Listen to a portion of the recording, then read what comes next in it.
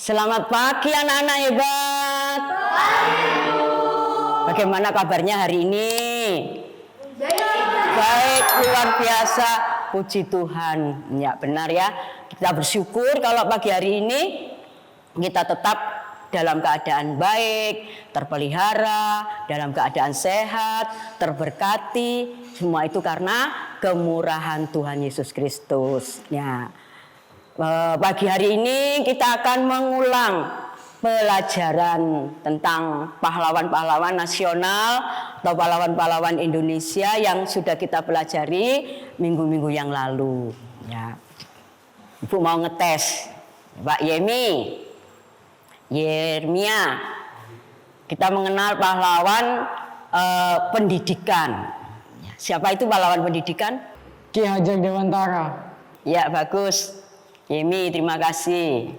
Ada juga pahlawan wanita yang mencetuskan atau membuat ide sehingga menjadi emansipasi wanita. Siapa itu, Elda? R.A. Kartini, Bu. Ya, betul Elda, terima kasih. Ya, selanjutnya ada pahlawan W.R. Supratman. Siapa itu W.R. Supratman? Nggak tahu. Loh, lupa ya? Kemarin kan sudah dipelajari. W.R. Supratman adalah pencipta lagu Indonesia Raya. Dan masih ada lagi pahlawan-pahlawan Indonesia seperti Bung Tomo. Bung Tomo adalah orang yang menggerakkan semangat arek-arek Surabaya. Itu pahlawan-pahlawan yang kita pelajari minggu-minggu kemarin, pahlawan-pahlawan Indonesia. Melalui mereka, Indonesia bisa merdeka. Melalui mereka, kita saat ini boleh menikmati kemerdekaan. Melalui para pahlawan, kita sampai saat ini boleh memiliki cita-cita seperti mereka. Dan mereka pun menjadi inspirasi kita, menjadi semangat kita. Selain pahlawan-pahlawan Indonesia, di dalam Alkitab pun banyak pahlawan-pahlawan atau pahlawan-pahlawan iman. Ya, tema hari ini judulnya pahlawan iman.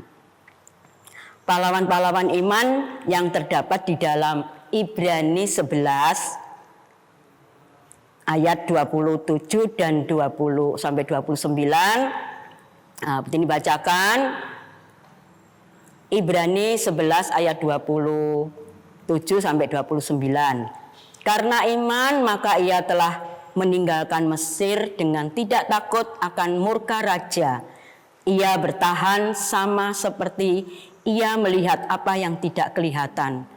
Karena iman maka ia mengadakan Paskah dan pemercikan darah, supaya pembinasaan anak-anak sulung jangan menyentuh mereka. Karena iman maka mereka telah melintasi Laut Merah sama seperti melintasi tanah kering. Sedangkan orang-orang Mesir tenggelam ketika mereka mencobanya juga. Ya, banyak yang kita kenal pahlawan-pahlawan iman yang ada di dalam Alkitab. Ya, salah satunya adalah Musa. Tadi dikatakan Musa karena iman Musa meninggalkan Mesir.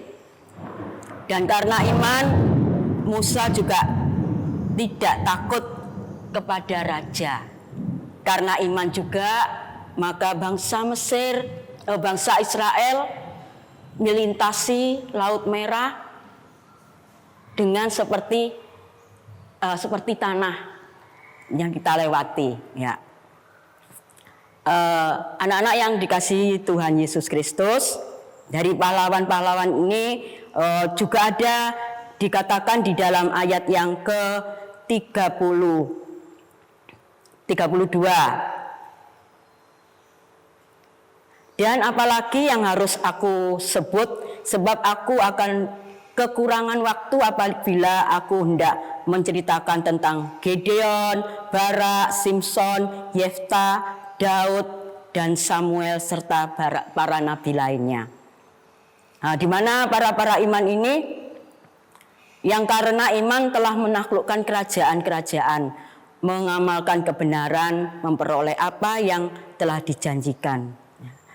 Jadi melalui para pahlawan-pahlawan iman di dalam Yesus Kristus, di mana mereka menjadi panglima, Yesus adalah panglima atau panji-panji. Bangsa Israel keluar dari Mesir tidak memiliki kemampuan apa-apa. Tetapi karena pimpinan Tuhan, pimpinan Allah menjadi panjinya, bangsa Israel bisa memerangi bangsa-bangsa yang memusuhi mereka. Nah, dari sini, dari zaman ke zaman pasti ada peperangan, di mana mereka adalah orang-orang yang biasa, tetapi menjadi orang-orang yang luar biasa karena Tuhan Yesus Kristus, karena pemimpin mereka adalah Tuhan Allah sebagai panji-panjinya. Demikian juga kita. Apakah kita juga meneladani mereka, di mana Allah dapat menjadikan kita pahlawan-pahlawan iman, entah itu di lingkungan rumah, di lingkungan sekolah, ya, di lingkungan sekitar, di dalam pergaulan. Dengan sikap kita, dengan contoh kita bisa menyampaikan kebenaran firman Tuhan sebagai Yesus juga sebagai juru selamat kita. Hari-hari ini pun peperangan apa yang kita alami. Nah, di dalam Efesus, ya, kalau firman Tuhan ini saya dapat berkat juga melalui firman Tuhan yang disampaikan Bapak Gembala pada hari Minggu tanggal 22 Januari.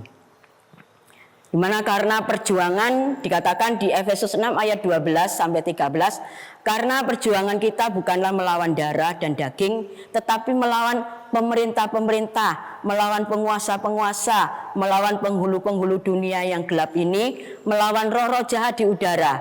Sebab itu kita harus mengambil seluruh perlengkapan senjata Allah supaya kita dapat melawan atau menghadapi peperangan hari-hari ini.